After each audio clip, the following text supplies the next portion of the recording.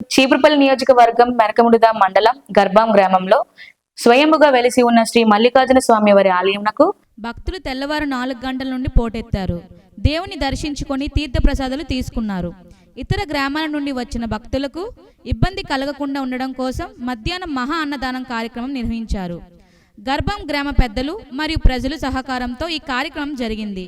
ఈ ఉత్సవాలలో భాగంగా శ్రీ మల్లికార్జున స్వామికి అభిషేకాలు, పూజలు మరియు సాంస్కృతిక కార్యక్రమాలు నిర్వహించబడ్డాయి.